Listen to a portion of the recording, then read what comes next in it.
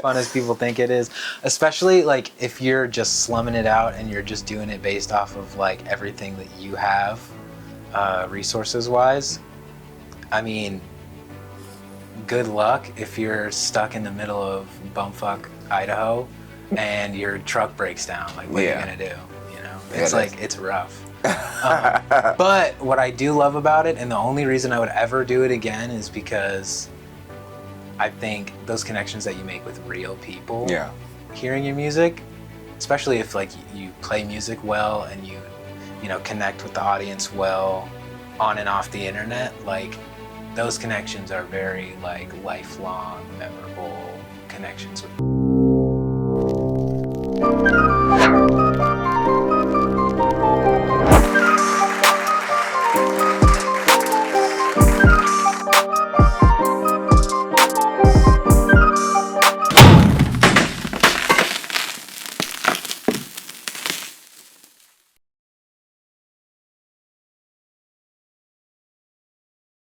Hey, I'm your host, Terrence Whaley, and I want to thank each and every one of you for supporting us on this journey.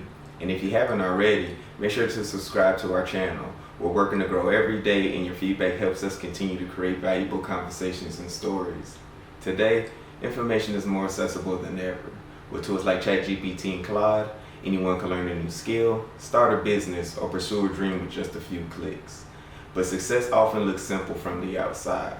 What people don't see are the sacrifices, the late nights, the self-doubts, and the years of hard work behind the scene. Today's guest knows that journey well. Ian isn't just another artist chasing trends. As a producer, he's focused on building something authentic, creating music that reflects his vision, his experience, and his unique sounds. In this conversation, we're going to talk about Ian's creative journey, the challenges he faced, the lessons he learns, and what it really takes to build a career as an independent artist in today's world. This is Flavor and Flow. Let's get into it. Now, Ian, for our audience who don't know you, can you give us a little about yourself? For sure. So yeah, my name's Arian. Whoa, hold on. For sure. My name's Ian.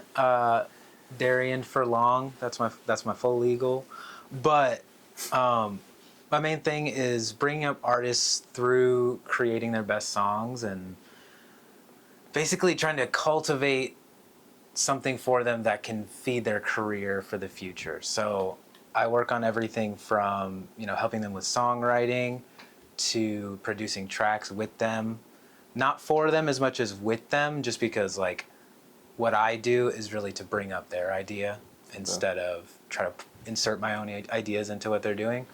But yeah, through production, mixing and mastering, marketing help, and like kind of helping them get their foot in the door in terms of content and playlisting their music and stuff like that. That's usually how I'm helping a lot of artists on the day-to-day. But the main goal behind it is really to give like a real authentic initial push for an artist that like wants to make it into a career. And just kind of facilitating all the aspects that go into making that record that you imagine in your head, and so that you can push that into the world correctly. Okay. So ideally, would you like an artist to come to you if they have an idea but not necessarily written a song, or if they... That's usually where a lot of artists find me, is where like they have a cool idea that they're stoked about, but they just have no clue how to like make it sound how they imagined it in their head. And that's through the 10 years that I've been doing this, it's a lot of learning how to translate that, actually. Because like just being really good at production doesn't really matter if you can't help someone make their super abstract idea into something that is like a tangible thing, if that makes sense. So what, do they just come to you with a melody in their head? Yeah, literally. Sometimes they'll just sing like or whatever. They'll just have a melody that they're stoked about with some words that mean something to them, and we basically dig into their influences and take little pieces of everything that kind of just makes them excited as an artist, and then we craft the music based off of those little tiny micro influences and turn it into something that like sounds like their sound, so that they can be super stoked about the song and feel really proud of the song in the future, instead of it just being like, I had a song idea and then it turned into Afrobeat and now I don't care about Afrobeat. You know what I'm saying? Yeah. Like it's more cultivating something that feels like it's their sound that they have ownership over, Okay. and then using that as getting their foot in the door instead Okay. of anything else. So before we dive into like music, let's get a little into your background. You know what I'm saying? I know we discussed a little bit of it before. For sure. So excuse me for repeating any questions no we talked worries. about. You know what I'm saying? But what were you doing before you was a music producer? You know what I'm saying? Yeah, I was just a guy that lived in the suburbs of Minneapolis, Minnesota, and I really liked music, but I never thought about it in any sort of passionate way. I was doing sports, I was playing basketball, baseball, football, stuff like that. And I was pretty good at basketball. I would say that was my favorite of all the sports that I did. But at a certain point, I had some friends move in next to me in the house that I lived in, and they played guitar. And I just thought guitar was really cool. Like one day we started hanging out, and I started messing around with the guitar, and I was like, "Yo, hold up! This is kind of an interesting instrument. I've never even thought about playing an instrument. Let me see what like bass guitar would be like." Yeah. So I started going to like Guitar Center, and at the time Best Buy actually had musical instruments in their stores. Did they? And so one day I went into Best Buy and I started messing around with some bass guitars, and my parents were there and they were like, oh, so you want to play bass guitar? And I'm like, yeah, I think so. And then they're like, hold on, hop on over to that drum kit over there and see what you can do. And then I just started like messing around on the drum kit, and I think they saw that came a lot natural. It came a lot more natural to me. So they were like, hold on, put down the bass guitar, start playing some drums. We're going to see what we can do to get you a drum kit. And I was like, okay, cool. And I trusted the process. I got a drum kit for my birthday or something like that. And then we just set it up in my basement and then started messing around with that. I really liked Metallica at the time, so I was learning a bunch of songs by Metallica on drums. And then my friends who lived next door were like, yo, hold up, we like Metallica too. Let's make a bunch of songs that sound like Metallica. And then that was the first band that I was ever in. Okay. We were called Overstrike. I think that was the name of the band. That we might even still have some songs that we played live on YouTube or some shit like that. Okay. But so that was my first band. That was how I started discovering that I was really into playing music. Okay. And so that kind of evolved and worked its way into me wanting to go to school for performing arts. So I went to a performing arts high school. It was like a charter school. It was kind of a little bit fancy, a little bit quirky, but that was when I started being like, okay, I'm a drummer in general. Like I'm not like just trying to play Metallica songs. Like I actually want to be a drummer. So you found your niche kind of young. Yeah, for sure. Because I grew up on like hip hop, R&B, soul, all that stuff. Like I was saying earlier, like my dad had like a CD case that was all the way up to the ceiling, just full of every single hip hop, R&B, soul album you could possibly think of. So that's definitely like a foundational bed of what I grew up on and was initially influenced by, just the stuff that I would hear in everyday life. But I think once I got into metal, it started to complexify my set of influences and like how I approached music. Okay. And I think that was the start of me figuring out, okay, I can kind of take little pieces of everything and make a cooler version of that isn't too specific. When I started going to a performing arts school for drums, started playing a bunch of different genres, like a bunch of, fusion jazz and like country and a lot more pop stuff. Like I would say rock and metal was what I was doing the least of at that time. So that really gave me that additional context I needed to know, like, okay, music is just such a big melting pot of everything. There's no reason that you have to feel like you have to be a certain for sure whatever. So I got into drums that way, and then started to get back into bass guitar a little bit around that time. But once I graduated high school, I was like, okay, this drumming thing is cool. I want to see what the next level of this is. And then my parents had family friends that lived in Austin, and then I checked out Austin for the first time, and I was like, oh, this is cool. Music City, cool, and playing live and stuff. That's really cool. And so I think eventually I decided, yeah, let me just say fuck it, move to Austin, and just like do live music there, and maybe also go to school there. And that's exactly what I did. I met a band that was based in Austin. They were a metal band called the Ansible.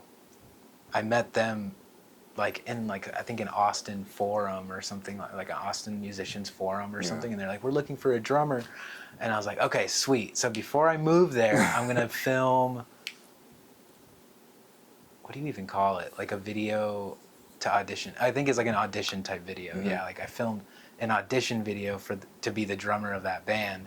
And so I played through one of their songs, made my own drums to it, and just like sent it to them. Okay. And they're like, yo, this is the craziest shit ever. Wait, you said you're 18? And I'm like, yeah. And they're like about to be in their 30s. So they were like way older than me. So was this like an audition that if you got it, you was gonna get paid? Or No, it was an audition just to be in the band. Okay, but And so when they saw that video, they were like, oh shit, this is actually the coolest one that anybody ever sent us. So when are you gonna move to Austin? And I'm like, as soon as possible, I guess. So I moved to Austin. I become a part of that band, and it's like the coolest band ever, like the coolest dudes ever. Our first show was opening up for Tesseract, which was like a really big band at the time, and still really like a big deal, like European metal band. And that was like our first show that we played. So that was a big deal for us. But after that, yeah, like it was steady cruising on some really cool shows, getting locked in, tapped in with like, you know, the promoters, and just getting on really cool shows. And then eventually, you know, going on tour a couple times, and like, yeah, it was a really fun experience with that band. But once COVID hit, that was when everything, I think, slowed down with the band. And then that was when I started to really have production take the front seat. Okay.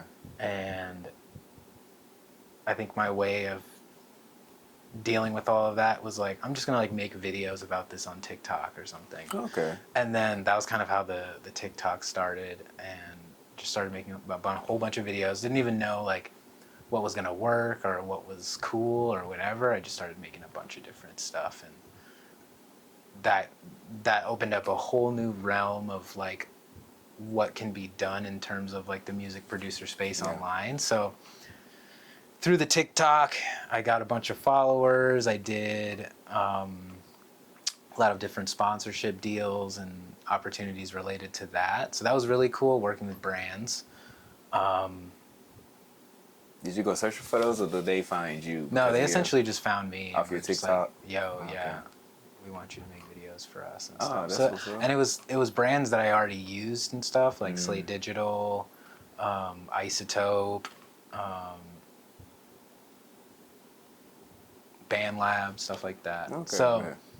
those are some really cool situations that I got into through that. But yeah, I mean, that really kicked off me working with a lot of different artists and a lot of different people that wanted to make cool music. And yeah, that's kind of how it evolved to. So you say COVID is kind of like when you kind of dished away from being a drummer and went into the music production. For sure, because yeah, it's the only thing I could just do from home all day. Yeah. While I had The luxuries, right? So did you initially go to school for the music productions after? Yeah, so I went to, I mean, this place is probably completely dissolved, and they're probably gonna eradicate their existence from the public eye. But at one point, there was a series of schools called the Art Institute. Do you remember that? Yeah. Cool. Because I think there's like one in Round Rock. Rock. Yeah. So I went to that one, and I learned a lot there. They had a crazy studio with like a $500,000 SSL console, which is like one of the coolest consoles you can get. in a really nice live room. So we basically learned how to produce, the classic old school way. Yeah. And, infusing a little bit of modern digital production elements and stuff like that. But just basically learning all the ropes of how you probably would learn it in a traditional studio sense. But at the same time that I was going to school, I was like, all right, this is cool, but I feel like I need to learn like other shit on the side. Okay, bet. So that was kind of my school process, just like learning a bunch of different shit from everywhere and putting it together. Because I feel like the school itself wouldn't have given me the tools I needed to like really do what I was gonna do. And that's kind of how it is, because I remember when I got into the music producing side, which I think I'm still actually interested in. I was always interested in the back work, you know what I'm saying? Not really necessarily the front work. But at that time, before I kind of got interested in the music production side, I was making music, of course. But the reason why I got into the music production side is because, like most people who make music, we go straight to getting beats off of YouTube, you know what I'm saying? And then I remembered at that time I paid for a beat, and then later on found that same beat getting sold. Well, we could go down that wormhole, because I feel like a foundational perspective I have about music production and the music production world right now, I think the biggest qualm that I have with the state of music production at this point is I think artists feel like one of the only valid options of how to throw themselves into hearing a bunch of beats is to do it through, YouTube type beats and stuff like that. And I would say, I feel like my brand tends to be pretty anti-type beat, because I feel like the full potential of creativity that you can have is kind of outside of the type beat world in a lot of ways. And that's not to like try to flame on anybody who's doing that type of thing, because I've done my own forays into that too. But I would say an artist tends to get the most out of what they're doing musically when they're creating what they feel like is new ideas. And a lot of times in the type beat world, I mean, in the name type beat, you're already implying that it's like something else. Of course. Yeah. And so a lot of artists, I think, pigeonhole them into feeling like, well, I really like this artist's kind of beats. And then once they finish those songs, let's say they Shazam it and they find out 25 people already have that beat. Or they have this finished song that's on a type beat, but it doesn't even feel like them at all. Like they start regretting, maybe not even regretting, but just like looking back on that and being like, I feel like I haven't really Super Saiyaned hard enough on this song, because it's based off of someone else's coolness instead of something that's unique to me. So when I produce for people, I'm kind of going the anti-type beat route. And that's kind of why I have my website is called stopusingtypebeats.com, because it's like, because I think a lot of really unique music that stands the test of time is not on a type beat at all. But I think type beats are great to get into initially, just to kind of, I guess, get ideas rolling. But I think the full potential of what an artist can do to be unique in the music world is to craft something from scratch and craft something that is connected to them as a person.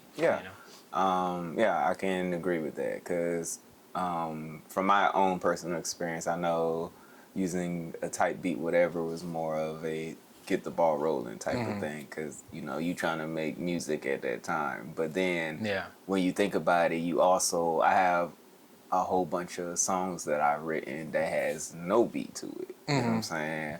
But I think it's more or less that I don't have the luxury of knowing somebody like Ian who can create something that I've come up out of my head, you know what I'm saying? So I didn't have nobody be like, okay, you got this idea, I can make a beat to it, whatever, you know what I'm saying? So I think those type beats are like convenient. It's like It's a way to do it as fast as possible, and then it gets to a certain point where you're like, all right, now I'm thinking about what I can do to actually separate myself from other people in the market. Because if I have a cool song that's over someone else's type beat, let's put the fact that we could Shazam it and see if the other people have that same thing. Let's put that to the side. Yeah. If we were to just think about the fact that your creativity was built on top of something that was literally crafted to sound like another artist so that you would find it, it's like that is a hard situation mentally to be in as an artist, because especially when you start to feel attached to that song, it's like, I like where this song is at, but like it doesn't even feel like me anymore. Yeah. Like it's hard to have that emotional connection to it when you didn't build it. You know, like 100%. there's plenty of things that we have in our lives that we've built, and if we didn't go through the work of like building it ourselves or building it intentionally, then a lot of times it's hard for us to feel as connected to it. Yeah. Like there's plenty of things I've DIY'd, like these panels that are in this room. I feel like it would be easier for me to just throw them away. Yeah. If I didn't build them. 100%. But if I built them, I feel like, I don't know, they're a little bit more special, and they have a little bit more purpose. Yeah. And the way you did everything, it's like you took your time, you know what I'm saying, kind of analyzed everything. So. I've made a lot of panels, and they were very shitty at first when I started building them, and then I think with this run, I think they're a lot closer to what I would want them to be made like, for sure. It might be your next side hustle, selling panels. It costs a lot. It costs a lot, and it's a lot of work, and you need power tools. It's a whole thing, but hey, that is a bag. That is a realm to be in too. You know what I'm saying? Yeah, because if you should already know the cost if you already doing music production. Oh, for sure. That stuff is not cheap. No, yeah, and it's so not worth cheap. It. Yeah. No, that's definitely a niche to be in for sure. So you started touring pretty young, so like, that's not around like 18, 19, 20s. So that's kind of like most people kind of dream of going on tour, you know what I'm saying? You kind of hit that ball rolling. It's actually just so stressful. It's like not as fun as people think it is, especially like if you're just slumming it out and you're just doing it based off of like everything that you have resources wise. I mean, good luck if you're stuck in the middle of bumfuck Idaho and your truck breaks down. Like, what are you gonna do? You know, it's it's rough. But what I do love about it, and the only reason I would ever do it again, is because I think those connections that you make with real people, hearing your music, especially if like you play music well and you connect with the audience well on and off the internet, like those connections are very like lifelong, memorable connections with people. And I think, there's still a lot of people that like to see new bands. Yeah, 100%. And new artists and stuff like that. And it's good to feel like you're one of the first supporters of an artist. So that's one of the main reasons I would ever go on tour again, for sure. So do bands and like pop culture have that same thing with the rap culture when they have people rapping about nonsense? Like, yeah. Oh, man, that's a whole thing. There's even a lot of rock bands that like just talk about. Well, I mean, this would be hard. This would be hard to navigate because I know that sometimes there's real concepts of things that people have really gone through in their lives. Yeah. But they dumb it down to the point where it just sounds really generic, like anybody could have had that thought or feeling or experience. And sometimes they do that on purpose to like be as accessible and relatable as possible. So I would say there's a lot of rock bands that are, on the highest level right now that have lyrics that just sound like literally any person who ever lived at any point could have had that experience. So it feels less special of an experience to have had or to have written about, but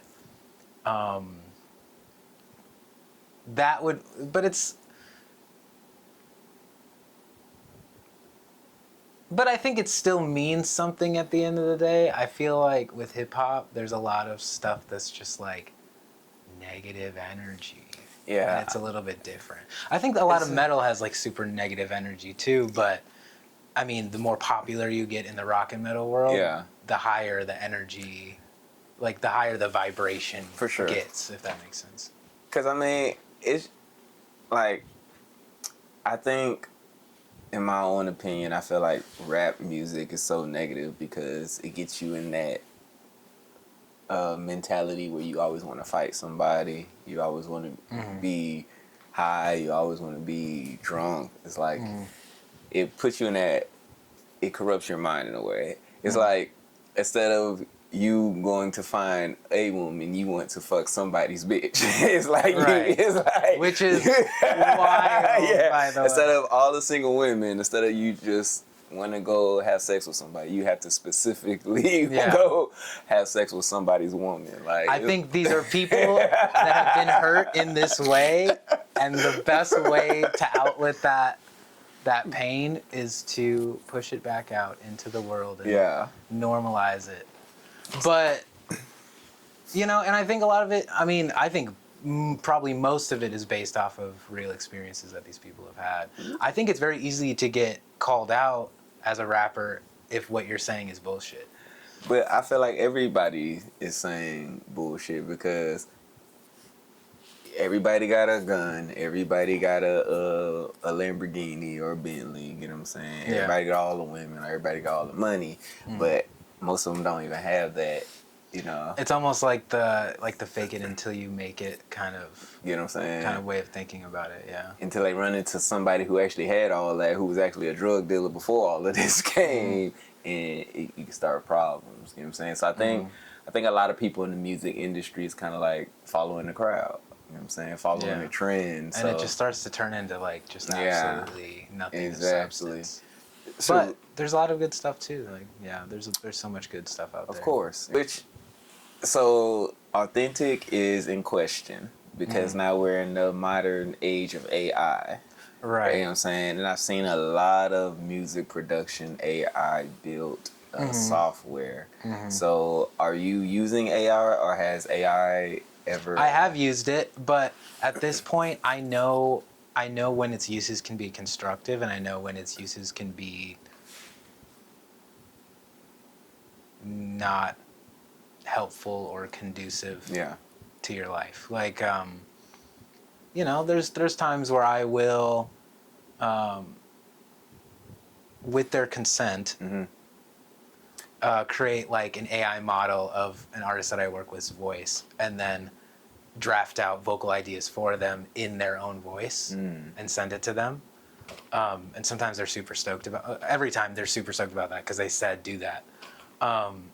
So I mean that's one application of AI. Or sometimes I'll be stuck on a song idea and then I'll hum something into Suno or something and it'll give me an idea. Most of the ideas are absolutely trash. But it at least throws sounds into my head that I can then think about and then replay them into something that felt like me. Okay. So there's plenty of ways that you can still be creative and like actually make real music while still letting AI be a slave to your ideas. Like if we can keep AI being slaves for us, then we're still gonna be on top. So how do you feel about those AI artists that are like winning? I want to say Grammys and stuff. It's fine. They can do what they got to do, but it's not gonna last. You're not building anything like real off of that. So it's like it doesn't bother me at all because it always comes back around. I think when you build something off of something fake, like it always bounces back and it doesn't pan out in the future the way that you expect it to. Like if you blow up off of an AI generated song, that's fine. You might even make a little bag here or there, but good luck trying to make that anything sustainable at all. Especially with how fast it's moving. Like you can't, if you made a song that sounded cool with Suno 3.0, you're not gonna be able to make the same song with Suno 5.5. Yeah. It's just gonna be different. You're trying to chase something that is ever moving forward, and it's just not. It's not a reliable way. It's just not reliable. It's not reliable. It's not. It's definitely not ethical. Ethical hasn't stopped people from doing what Yeah, of they're going course. to You know do. what I'm saying? But We built off fake and trying to right.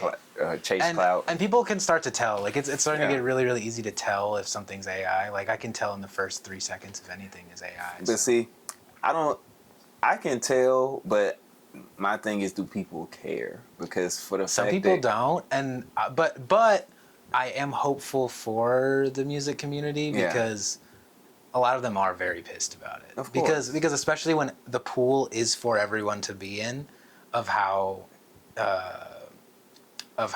streaming royalties are split. Like if we're sharing that same pool, and a fourth of them are making music on Suno or whatever. That's just a bunch of money going somewhere where no one actually put any artistry into it at all. Like, not even at all. Like, literally just saying, make this type of song, bam. Like, that's kind of just like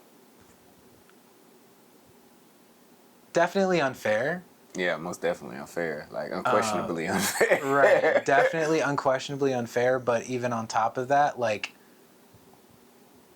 it's definitely not making the world a cooler place to live in, because it's not even like, why take money away from music people who like are making the least of like a lot of different art forms. Yeah. Like why continue to make it harder for those people specifically? Because you took the time to kind of like craft your skill, learn different genres, you know what I'm saying, Right, get a taste of it. And here you got this AI technology. You ain't got to do nothing but type in, and then it produces a whole. Yeah, it does bother me like wholeheartedly that music was one of the first things to become like so obsessed with AI. Like there's so many different companies coming out, there's so many different things that are coming out that are targeting music. And it's so weird because music isn't even like the highest grossing art industry that there is. Like, why take so much money from that realm when you could be doing something that's not even artistic? Like why can't we just use AI to do stuff that we don't want to do? I feel like stuff that we want to do. I feel like music may not be I mean, it's very arguable, but for me, music is the most influential thing. It can, I think, yeah, definitely the most influential on culture. And I think that's why they pay so much attention to it. Man, they got an AI mic, you know what I'm saying? That as soon as you sing up in that thing, you singing. You know what I'm saying? Yeah. So it's like, I would attack music too. If I wanted to take over the world, It just seems like an easy target, I guess. So I can understand that. But also, like, what if we just funneled it into doing stuff that nobody wants to do? What if we just made AI just do sewage work or something? Yeah. Or it's just a bunch of stuff that like most people wouldn't really want to do. I'm scared for AI. I like AI, but I'm scared for AI because, of course, us as humans, we're not going to be responsible with it. You know what I'm saying? Hell, you gave it to high schoolers. They writing their essays and shit with it. You know what I'm saying? You got people making photos of them in dead historical figures. Yeah. You know what I'm saying? You can make a video. Making Martin Luther King say some crazy shit. You know what I'm saying? Yeah. Like you can do just about anything with AI. You know what I'm saying? And it's like, that's not what it is for. You know what I'm saying? And now you gonna create robots that have AI abilities too, and they're just gonna. Did you know there was a android in Saudi Arabia that have citizenship? A robot with citizenship? That's a white woman, yeah. And that was years ago. You know what I'm saying? Really? Yeah. So they're like, iRobot is about to be real. yeah, of course. I was like, y'all act like y'all haven't seen it. I mean, y'all know it's about to happen, because of course robots are made like. American culture is conveniency.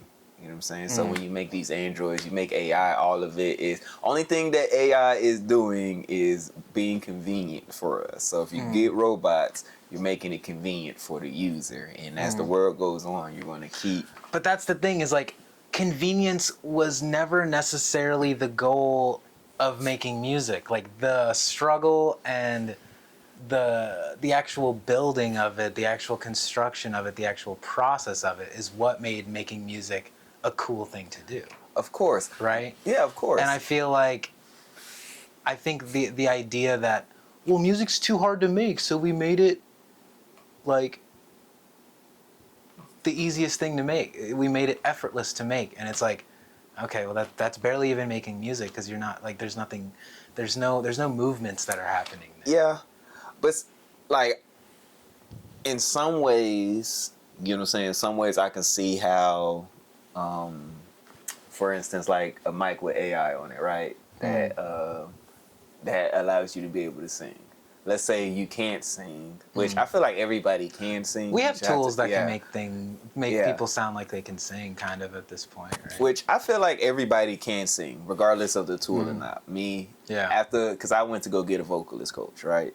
So I think it's more or less, do you know how to sing, or do you have the tools to help you sing? You know what I'm saying? Right. So I feel like everybody do know how to sing. It's just more or less like high, low. You know what I'm saying? You got to know your range and what you can do. I think it's more or less like I'm a songwriter, right? And I can write a song that Michael Jackson can sing, Prince Mike can sing, Neo Mike can sing, but I don't have that voice. That feels like an artistic expression. Yeah, you know what I'm saying? So I feel like it matters whether or not there is an artistic expression for it. Yeah. But like, just pumping out straight slop to like make money on Spotify just seems really slimy. Yeah. 100%. So has there ever been a time where an artist presented you with something that you didn't feel comfortable working with? You know, I think that's actually like a fun concept. I think a lot of times if the artist is serious about it, and it's not something that would necessarily be my vibe, I'm still kind of excited to work on it because it's like I would call myself a pretty musically open-minded person. I like to work on new things, whether or not it was something I would have chosen to listen to before. But I always like to input something that I feel like could push it in a direction closer to what the artist was thinking. Like, let's say I'm presented with something that is just straight hot ass, right? Right. I have such a mindset where I'm like, hold on, there's something we can do about this that can recontextualize what's going on and make it make sense and make it sound cool. Because there's stuff that can sound hot ass that you can present it and position it in a way where it actually sounds cool and interesting to listen to. So even if that happens, I'm definitely going to find a way to make it sound as cool as it possibly can. Okay. If something's just like not my vibe or it's like offensive to me or something, do you let that be known, or you kind of be like... I guess that doesn't really bother me either. I don't know. It doesn't really bother me either. I mean, it has to be really offensive to be like something, I will not touch this. I don't think I've even had anything presented to me that was so offensive that I was like, I won't touch this. Okay, good. I think a lot of artists, even if they do just say wild shit, like, I don't think their intent is really to offend. I don't think their intention really is to offend most times. And if I found that was the case, I'd be like, do we need to have a conversation? Are you doing all right? Yeah. That would probably warrant a different conversation before we started on it. But I don't think I've had a situation like that so far. Oh. I think I've just had a lot of situations where people presented stuff that was just like very, I don't know, lazily made, not always their fault, because sometimes they've had help from other people and other people weren't good or something. Like, sometimes it's just been stuff that was presented that's very low quality, but like I'm very like positive about those situations because I always think about it like, okay, perfect. That means we have more ways to make this sound cool. And you're here with me because you want it to sound as cool as it can possibly sound. So So that's what I'm gonna help you. Are they adding more, or is this like one of those situations where it's less is more? Sometimes less is more, and then sometimes stuff is way too small. Okay. If that makes sense. Like Yeah.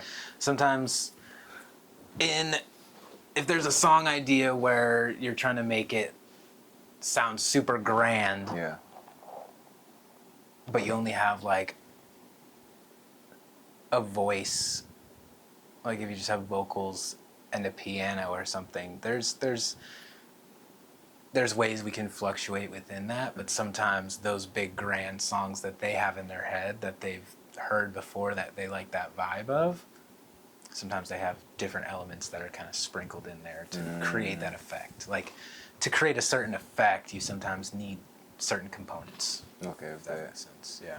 So has there ever been somebody who came to you and you was like, man, this song's gonna blow? Like you had some like feeling that this song is hot. Like I know this song's gonna do very well. That's an interesting question, and I think there's a lot of songs that I think I feel that way about, and I think it's more of just a matter of time that people understand what we're on as much as we do, if that makes sense. Like, yeah, for sure. a lot of times when a song is a hit, like sometimes you know it, it's just sometimes you just have to be able to let the world know that later.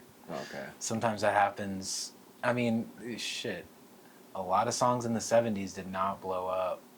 Like, there's just a lot of really good songs that happened in the 70s and the 80s that nobody cared about. And then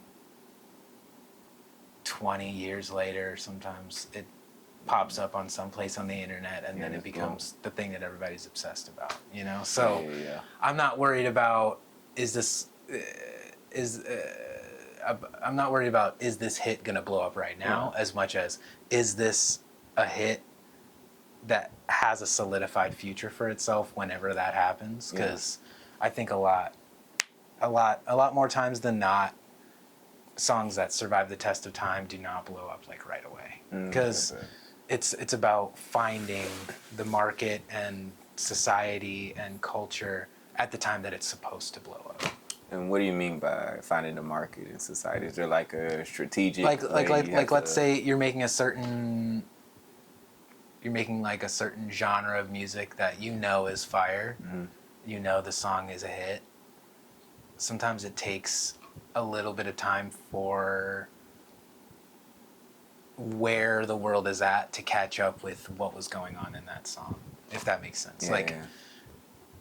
That's why a lot of songs blow up later. Like there were songs that blew up on TikTok that people had made like 4 years before, and they're like, this song, I like the song, but it's not that crazy. And then once it hits TikTok, people can't stop talking about it, and it becomes this enormous craze. So the concept behind that is that, you know, a hit, like an actual hit that like will be a hit forever, it does not always blow up right away. Yeah. And I think that's a concept that a lot of artists aren't very keen to, but I think through the years that I've been doing this, I know that a lot more solidly, is that if it's a hit, don't worry about it blowing up right now. Just make sure you have it and you own it, and you know exactly when to launch it.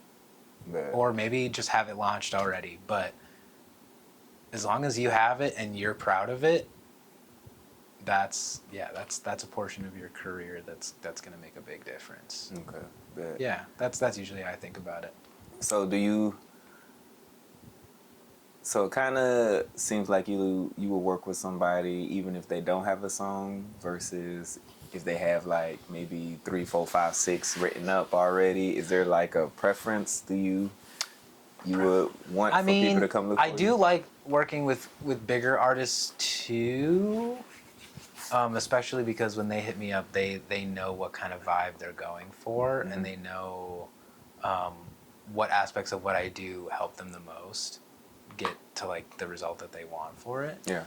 But with artists that are a little bit past starting out and now starting to want to build some consistency in their craft and like actually start to solidify themselves as you know, a career artist. Mm-hmm. I feel like I like working with those artists a lot more just because there's something that's a lot more fresh about that. There's a lot more clay to be molded for them. Yeah. And there's a lot more clay that they're willing to mold at that point. They're not as solidified in what they know needs to be happening in terms of their sound. Like there's still a lot of leeway in terms of where they feel like they can go and where a producer can help them go. So Okay. I think there's just a little bit more wiggle room and a lot more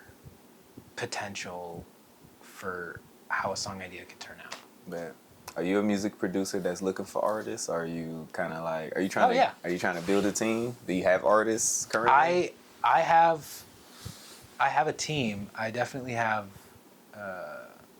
people in my corner that help me do what I do. But I'm definitely always looking to work with cool artists that are like really serious about it for sure. Because I think there's a difference between artists that are just starting out that just kind of like, yeah, music's kind of cool. I might just try it for a little bit, but if it doesn't go perfectly, I'll probably just do something else. Like there's those types of artists, and then there's artists that are like, nah, like I'm super locked in on this music shit. And sure, maybe I'm in the beginning stages of it, or maybe I'm still building it, but I know what this has to be at some point. Like I'm super serious and excited about the idea of doing this. I think those type of people I work with, but not the ones who are just like, I just want to make a song and be out. Because a lot of times, like, they're not serious enough to do what's necessary to really lock in. Yeah, 100%. Late nights. There's so much that goes into like really taking music seriously that artists already know once they're at a certain level. But before that level, sometimes maybe it is best to just, you know, grab a tight beat and just like practice. Just like learn the craft a little bit and get to a point where you feel like, okay, we can start amping this up. I think most people that I'm working with are like at the level where they're like, all right, now we need to like actually start amping this up because I want this to be a thing that I'm gonna do. Yeah. You know? Okay. And some people are just like, I don't know if I want to do this yet. Like, I don't want to put too much pressure on something that I'm not even sure that I want to really do yet. And I feel like that's a stage that can be really cool, you know, with a small group of people, you know, or even by yourself, just like really just creating and figuring things out and stuff like that. I think that's a very valid lane within itself. But I think I don't help those people as much as I help the people who are really trying to get serious about it. Okay, bet. You know? So when you learned how to music produce, was you learning everything as you was working with artists, or was it kind of like you finished school? In school, I was mostly learning the ropes in school. I don't think there was a whole bunch that I even produced when I was in school. But once I graduated and started working with artists, I felt like I had the tools to be creative without getting stuck on things. So like knowing how to mix, knowing how to choose sounds because of my mixing knowledge. Because a lot of producing fast is knowing what sounds to put where. Like if I need a kick that sounds like how I imagine in my head, I would need to know the qualities of that kick. Like I would have to know, you know, are these kicks gonna have enough punch? Are these kicks gonna have enough low end? Do these kicks sound more like a drum kit, or do they sound more like an 808, a TR 808 kick drum? Like, are they more of a boom, or are they more of like a thump sound? So like having all of those characteristics in your head of what you're looking for helps you choose better sounds faster, and then it makes mixing easier later. Okay. Because a lot of times if you just choose sounds without thinking about them and then putting them all together, then later on you're going to start fixing things to match the sounds in your head a little bit better. And so that can often waste a lot of time. Whereas if you're really if you're really keen about your sound design and your sound selection, then you oftentimes eliminate a lot of like mixing problems. rules. Okay, bet. So through going to school and learning how to mix and starting to get a feel for what the DAW is like and kind of how to, quick keys and how to move fast in there, producing for people became a lot smoother. Okay. For sure. Bet. Even if I hadn't had that much experience producing in like 2019, 2020,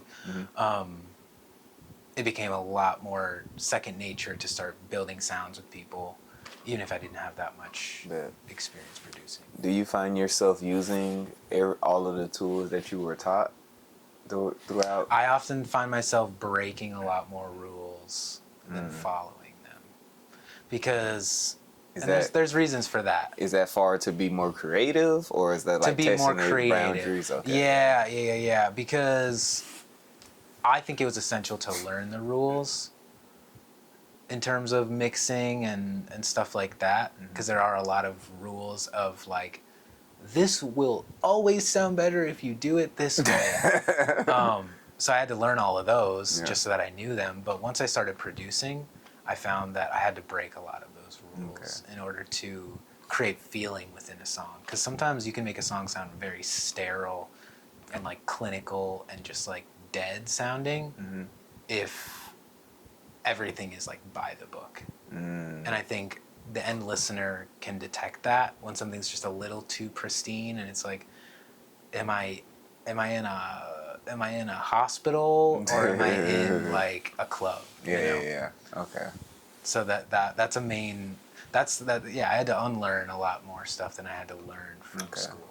But it was good to know what the rules are. Yeah. So that I know what rules I'm breaking and I'm not just confused about it. Okay, but it's good also to know the basics. Yeah. Okay. Well, that's what's up. So, like, as far as a music producer, you like say you started as a band, you became a music producer. You're working with artists now. You have your own studio. Is there a place you want to go after this? Is there somewhere you're trying to reach? That's a great question. I think the stuff that I'm in the works of right now is building a bigger studio collective with my team, and eventually getting like a facility that is like more of an art house that supplies different aspects of art to the artist to help them do what they're doing with their music career, like audio, video, fashion, stuff like that, all integrated. I actually work at a studio right now called Campin'. That is a studio that's within like a, what do you call it, like a vintage boutique fashion store. Okay. So that is kind of like the early stages of that concept, where it's like you go into a place to get your music done, but now you also have a place where you can get fitted up and like fit the part that you're creating in your music, and even get some photos done and stuff like that. So shout out Campin' Studios. They're a big pillar of like the underground scene right now in terms of studios. And then there's also another studio I work at called Skyline, 360 Skyline Studios. I think I heard of that. And they're coming up in the scene as well. Done a lot of good work there. Nico is an absolute monster at the keys and production. Okay. He's someone who I mentored on mixing.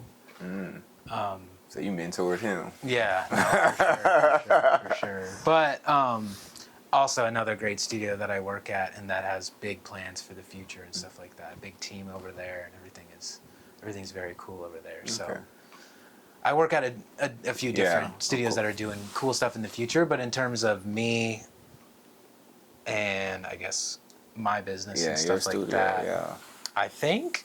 Because at the end of the day, I know it's always good to collab, but at the same time, these people are going to be your competitors. But that doesn't necessarily mean you got to, keep that competitive mindset. You know what I'm saying? For sure. Because collabing with each other is more important than competing with each other. You know I agree. Yeah. So, but I'm assuming you would like to have your own studio space, just like they are. Yeah, I plan to, keep it pretty below my means in terms of my studio space. All I really need is my gear, something to film, a place that looks visually aesthetic to film in, I can pretty much be anywhere in the world, really. But I think the main goal to keep for myself at the moment that I'm kind of just continuously in the process of would be continuing to work with cooler and cooler artists. Okay. I don't really have like goals of accolades necessarily. I mean, a Grammy would be cool. For your own song or somebody else's song you produced? You know, I mean, for my own music, that would be Okay. cool. But if it for another artist, that would be honestly equally cool. I'm not really worried about who it's for. I think it's just a cool, it's just a cool thing to do when you're trying to do bigger things in music. So I mean, yeah, a Grammy would be cool, but it's not something that I'm really like stressing about or anything. I think my biggest goal is just to continue working with awesome artists and continuing to get better at producing and to get better at helping artists do what they're trying to do. That's like the real foundation of why I do it in the first place. Like if it was just to get a Grammy, I could have probably gotten a Grammy a little bit faster than I'm on projection to, but it wouldn't have necessarily like made me feel like I won music or something. Yeah. You know, like some people feel like, hey, I got a Grammy. All right, music was cool. I'm chilling now. So, yeah, like it would never end for me. Like 100%. it's a never-ending thing. And I think it's kind of hard for you to kind of focus on your music when you're helping so many other people out. You know what I'm saying? Yeah, I think with the level that I'm outputting, like the amount of time that I'm spending thinking about music, a lot of times I'm just going to be making my own stuff while I'm working on other people's stuff too. Okay. Time is always a thing. Trying to be better about time and stuff like that always plays a factor, but at the same time, like, yeah, I'm still always making stuff for myself to just, make sure I still got my shit together and. So when you're making your music, are you singing? Are you rapping? I'm doing all the shit. Okay. I'm writing the lyrics. I'm writing the song. I'm singing it. I'm playing all the instruments on it. I'm designing the sounds on it. I'm mixing it. I'm mastering it. Real musical genius, right there. The whole thing. Yeah, Okay. that's usually how I like to do it. Okay, bet. That's what's up. I'm most definitely gonna have to like get your. You said you're on Spotify. Yeah. All right, yeah, I'm gonna have to most definitely get it because it wasn't on your Instagram when I went. It wasn't. Yeah. No. But the song that's at the top of my page, that one, the feature on that song is the artist that's on my Spotify. Okay. Like Daddy Nat was the artist that I made that song with, but Opera Mauve is the artist name of my stuff on Spotify. Bet. So I mean, I'm not disappointed that you didn't put it on Spotify because you're promoting yourself as a music producer. You know what I'm saying? But it still would have been nice. I'd be like, oh, okay, he got his music on there. For sure. You know what I'm saying? Sure. Just to see your vibe. Yeah. Sometimes it's tough to put that at the forefront because it's not something that I'm super serious about growing as much as I am just like documenting where I'm at in the process of becoming a better music producer over time. Yeah. And so I don't know if that serves as the best example of what I can do for other artists, because I think what I'm doing for other artists is like helping them grow their thing because they're very serious about growing. Yeah. Whereas I'm just more serious about continuing to make music at the points that I'm at and just not even worrying about promoting it or putting any like real pressure. Yeah. If that makes sense. I'm applying no pressure to my own music, but just letting it flow freely and dropping whenever the fuck I want. Okay, yeah. But that's not necessarily the archetype or like the type of artist that I would be working with normally. Yeah, who just kind of like, throws it out willy-nilly, doesn't really care. Yeah. You want somebody who's kind of more organized and really like really trying to grow. Those tend to be the artists that I work with the most. So me posting my stuff is cool to show what I've made. Yeah, but I almost take my ego out of it to the point where I don't even care. Like, I'll show you what I made if we lock in on something or if we meet each other. I would love to show you what I work on, but I'd much rather show you what I can do for other people. Yeah, it feels like a better example. Yeah, to me. for sure. So are you like hoping to go on tour one day with an artist that you work with? I think that would be very cool. I think there's 2 bands right now that I could very much go on tour with soon, but I can't necessarily Name say drop. which artists those are because I don't know when that would be or what their plans for that are. I think it's more assumptions that once some albums drop, there might potentially be some tours happening. So Would that be a conflict of interest to have 2 bands do touring at the same time? no, because they're all friends with each other. Okay. So like, oh, you're on their tour? Okay, sweet. Well, my tour's next. So Okay, bet. type of thing. But yeah, I can only imagine like going on tour again, but not necessarily on the drums. I guess it would be more complicated, more stuff to do as a music producer versus One band I will be playing bass for, Mhm. and then one band I'll be playing drums for. Oh, and playing drums in a band, the drummers will agree with me, it is so much different than any other person in the band because you have like 16 different things that you have to make sure you know the location of and that they're all packed up and put together and undamageable. And then when you're going to play, you have to dismantle all of the protections of those 16 individual pieces and then place them perfectly on stage so that you play correctly. And then when the show is over, you take all of those down and then break it all down, put it back into their bags and cases, and then you pick up all that stuff and then you move it to the next place. It's like so... Oh my gosh. It's so much...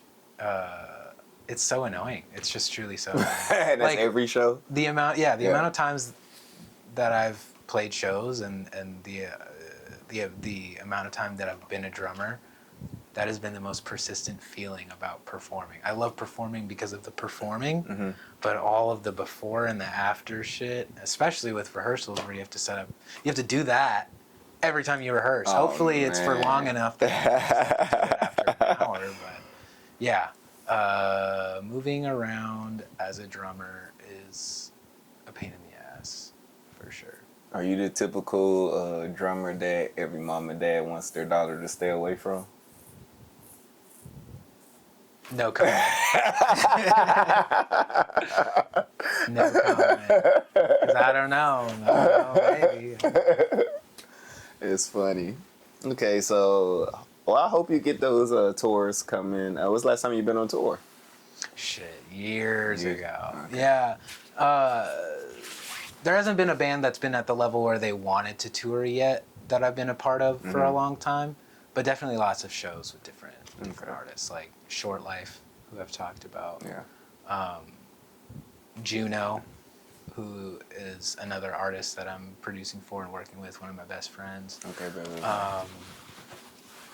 Anything out of country? Not out of country quite yet. No, I haven't left the country on tour yet, but that would be cool. I would love to do like a South America tour. That'd be really cool. Or like a Europe tour. That'd be cool. Or like an Asia tour. That'd be crazy. I'm saying Africa tour. That would be crazy too. Yeah, the motherland. That would be dope for sure. You would be touring forever. Hell If you hit like one place in each country, you'd be touring forever. You most definitely would, but I don't think I'd be interested in going to every country. Ethiopia, Rwanda, Ghana, South Africa, and maybe a few others. But I don't think I hit the whole country. You know what I'm saying? For sure. And I think in Ethiopia, because they're like one of the few countries, I think there's like a handful of them that haven't been colonized by the Europeans. Oh wow! Yeah, so they still got the. You could play for a straight tribe, yo. You know what I'm saying? They got They still have woods. the original Bible. Damn. That hasn't been like touched or anything. Un-King James. Yeah. Un-King James. They got the original version. You know what I'm saying? And it's crazy because there's this podcast I was listening to some months ago, and they was talking about it's 19 Keys, matter of fact, and they was talking about the King James version, and that's when I realized, when I was like, oh, you know, they rewritten it in his vision, right? So although King James in record never had any slaves, he started the movement to bring slaves to America to colonize it. So to me, it's like you have this man who didn't even look at us as equals, rewrite the Bible. And that is the most used Bible in America, especially by Baptist churches. Oh yeah. You know what I'm saying? I'm like, Often used to justify it. yeah, and I'm like, no way in heck. You know what I'm saying? I was like, I can't even use that Bible. You know what I'm saying? So what's your version that you prefer to use outside of the King James? So this is my absolute belief. I don't have a version or preference because I don't care. I do care, but I don't think people care in America. It may not say King James on it, but I guarantee you it probably was modeled off of the King James Bible. You know what I'm saying? So to me, as long as it don't say King James on it, then I let you pass.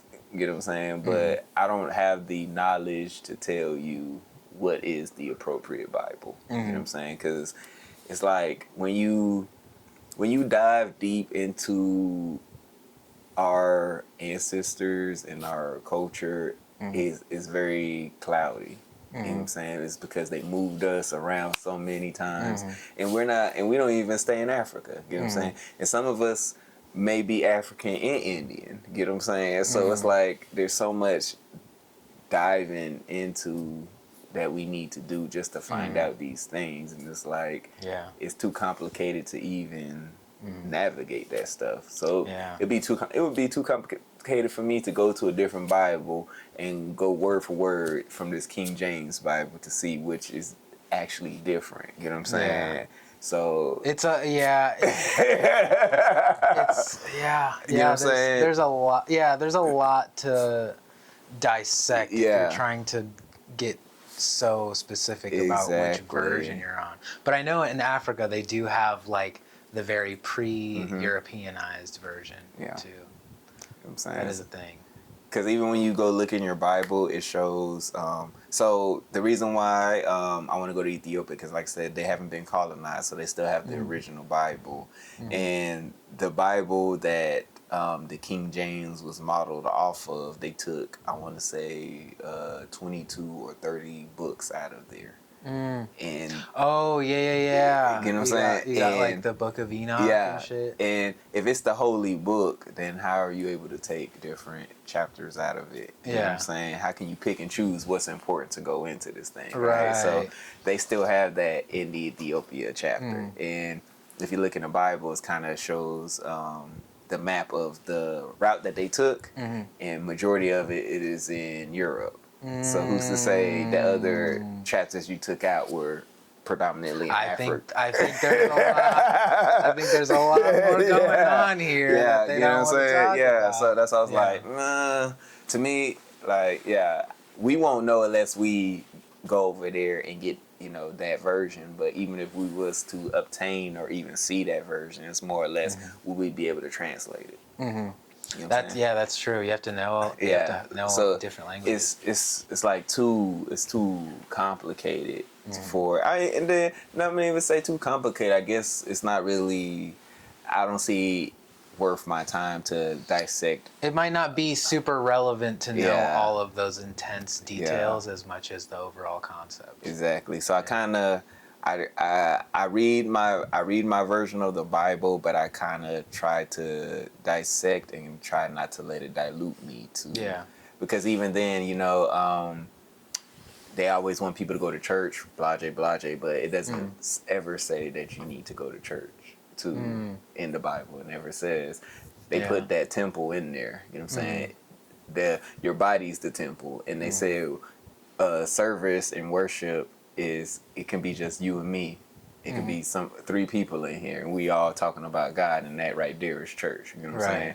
So they done took all that structures and stuff. You know what I'm saying? So it's like it never and yes, it did say tithes and offering. You know what I'm saying? We do offer and give tithes to God, but like I said, the way they go about But they've it, structured it as a business. you know what I'm saying? Yeah, so, like I said, it's so different much. than how it's probably supposed to be. Yeah, it's so much stuff into it. So that's why I say it's like, to me, you have to learn how to dissect all this stuff. You know what I'm saying? Kind of like music, and you know what I'm saying, way you dissect the music, you got to learn the difference between real music, AI music. You know what I'm saying? If I were to compare it, you're making music without music theory. Yeah, for sure. You know what I'm saying? Because I know a lot of music that I've written I have a lot of, I studied a lot of old school music, you know what I'm saying? So,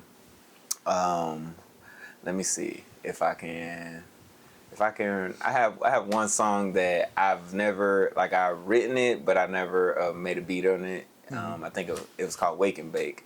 It's like, wake and bake, it's the morning, get out of bed and make a change. We zoning, tell us how you gonna spend the day.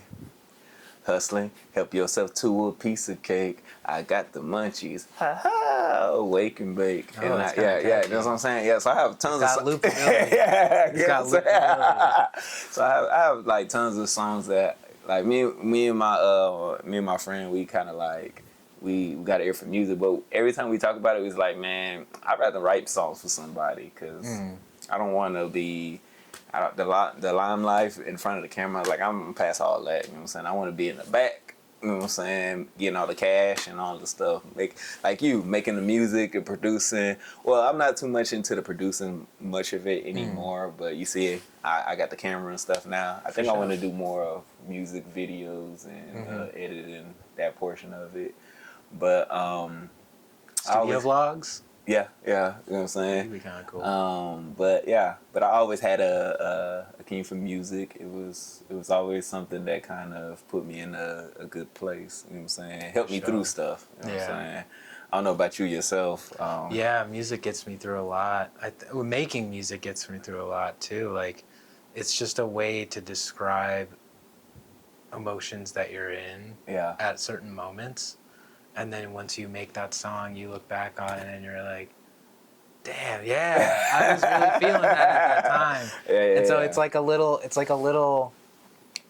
just a little footnote in your life. You know, it's like little landmarks within your life that you can take with you, or you can do whatever you want with them. So what artists that you helped mix or produce song has one of the highest views that you ever had? Let's see. I mean, Daddy Nat is probably Daddy Nat and Luna Luna. So Daddy Nat is an artist from Austin. What type of music? He's like southern indie pop music. There's a little bit of rap mixed in there. There's a little bit of electronic mixed in there, but for the most part, it's giving southern indie vibes. Okay, good. Yeah, no, he gets huge hits on his music. He's been on Netflix actually. He was on the show Ginny and Georgia. Okay, I'm gonna have to go search that. Yeah, his song was on there. I'm gonna have to search that. He's from Austin? He's from Austin, yeah. What ethnicity? He's, I think, just a straight up Northern European white guy. As far as I'm aware. But so he's one. Luna Luna is another band that's kind of from a mixture of like Austin, Colombia, Mexico, California. Okay. But they're definitely indie pop, but they are like in Spanish and with a lot of, Latin influence baked in. And so I've mixed one of their albums. I've helped produce a few things for them, and I work with some of the people from that band on different stuff. Okay. Yeah. So do you go song for song, and see? So when you mix an album, do they give you all of their songs, or do they sometimes like have maybe like a percentage of an album? It depends. If the songs have different vibes, sometimes we'll just take them one by one, and we'll like make each song sound good within itself. Next one sound as good as possible within itself and just go down the line like that. But sometimes there's an overarching album energy that we're chasing after, then we'll try to just get the elements of each song to fit well within the grand scheme of the album. Okay. So if it's like an extended play, full listen that you're meant to like listen from song 1 all the way to the last song, then sometimes you can mix an album a little bit differently. And you mix it more as like a big ass song instead of all these separate little pieces that go into there. So it just depends on the vibe that you're overall trying to have for the album or the single or whatever. And do they invite you to their lab, or do they normally come? Most to your times lab? they'll come to my lab, or it's at a different studio that we work at, or something like that. Yeah, it just depends. There's a lot of things that depend. If I'm gonna be mixing it, I'll probably do the mixing over here because You're more comfortable with this more one comfortable in my versus- setup, especially with this room too. Like I know what this room sounds like, so I can trust what my mixes sound like leaving this room a lot better. Okay. And you have, in just doing in this room, you can like match the same quality as going to the studio. Oh, absolutely, without a doubt. So let them know you can still get the same quality just by making a home studio. Maybe even better because it's not attached to time. Yeah. Oh man. So like, if you go to a multi-million-dollar studio and you get 2 hours. Yeah, you can't be as motivated. You can't be as motivated. You can't be as. You can't feel as comfortable. You can't get as much done. Yeah. But over here, you can get all of those things and also an amazing song at the end of it. Okay. Yeah. 100%. And good personality, great vibes. You know what I'm saying? For sure. Okay, bet. So is there any artists that you want to work with currently now that you have an eye on? I know you have a lot of people coming to you, but that's crazy. Let's see. Who would I like to work with? I want to work with Caroline Polachek. why? So Because she's one of my favorite artists. okay, bet. Just one of the artsiest artists that I can think of in the pop world right now. So you want to do a single or a whole album?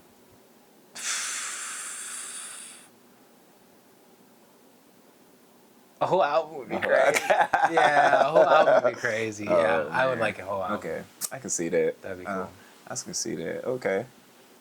All right. Well, I ain't gonna hold you too much, Ian. Sure. I really do appreciate your time. Appreciate you coming through, man. Let me think if I have one more question for you before I get out your way. For sure.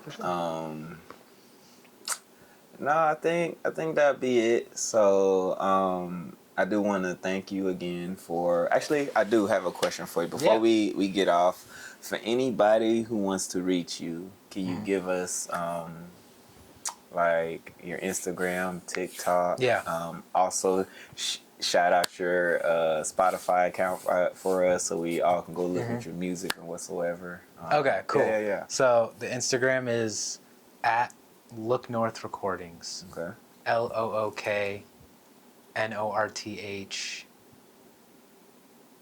Recordings. Okay. That's that one. And then on TikTok, it's if you type in Look North Recordings, it'll pop up. Otherwise, you can type in Ian put that stank on it in full Ebonics. I love that. And then it'll pop up. Okay. And then let's see. What was the other one? Ian put that stank on it. Ian put that stank on it. Yeah, I love that one. That's the TikTok one. And then on Spotify, the artist I go under is Opera Mauve, which is OPERAMAUV. Okay, bet. Like the color, but without the E. Okay. At the end. All right, bet. And thank you again, Ian. Thank you. For sure, man. Yeah. For sure, man. All right. Glad we Ian. can chop it up. Yes, sir.